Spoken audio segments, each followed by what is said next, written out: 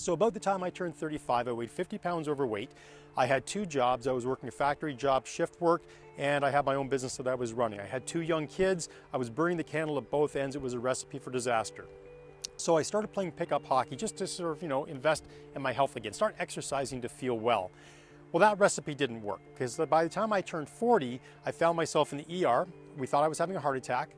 I remember being in the ward with the three other guys. We're all hooked up to the EKG machines. And the doctor came in and said, Dave, I've got good news and bad news. The good news is you didn't have a heart attack today. The bad news is you almost did.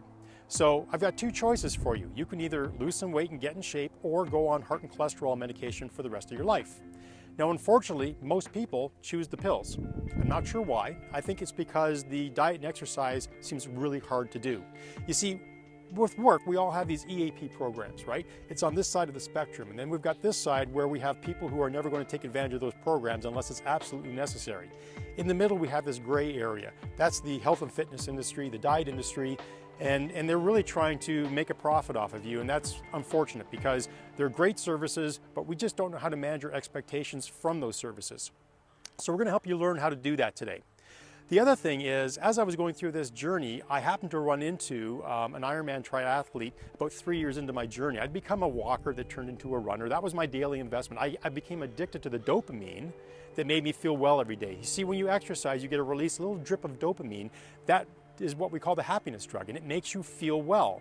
So here I am investing in myself. I'm starting to feel really well every day. I'm not caring about what the scale says. I know I'm eating the right foods. I know I'm doing the right things. I'm feeling great. That dopamine release is awesome. But about 3 years into my journey, I happened to run into an Ironman triathlete.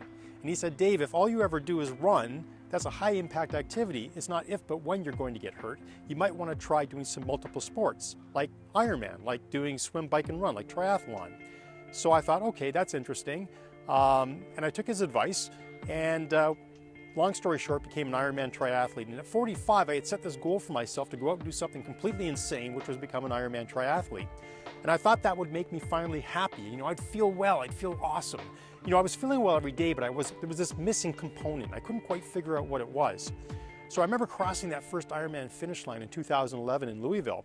And I got across the finish line. For about 5 seconds, I felt happy. And then I turned around and looked at the finish line and went, how could I have done that better? Amongst all that pain and suffering I had just gone through, I thought to myself, how could I do that better? See, I changed the goalposts for what happiness was. So happiness isn't a destination that you want to get to. Because see, at that point, I was already fit. I'd lost the 50 pounds sustainably, but I wasn't happy. I hadn't quite figured out how to be happy yet. So I'm at hockey, and one of our regular goaltenders, Tom, who was a nurse, who was very overweight as well, just like I was, came up to me one day and said, Dave, I've been watching you, and I've been watching this journey that you've been on. And he said, what's your secret? And I said, well, Tom, my secret is I changed my perspective towards diet and exercise. And he looked at me and he said, Dave, I get it, but I hate diet and exercise, and I have no motivation to get started. Now, don't we all fit into that category at some point? Aren't we frustrated with the diet and fitness industry so much that we just give up, we quit, and the pounds just keep adding on? See, that's the problem with diet and exercise, is that it's not sustainable because we don't understand it. So, we've got the story here where I started out being unhealthy, I got healthy, and then I learned how to share that process with other people.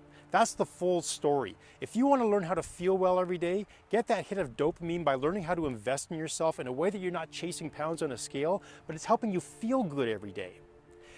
And once you learn the secret of how to feel well, you'll be able to share that with everybody else. I can't tell you how gratifying it is when people come up to me and say, Dave, I saw your video, or Dave, you inspired me to do something really cool with my life. Hey, I just got a hit of dopamine just even thinking about that. And that's the beautiful part about feeling well, guys, is that it's so incredibly easy once you understand the basics.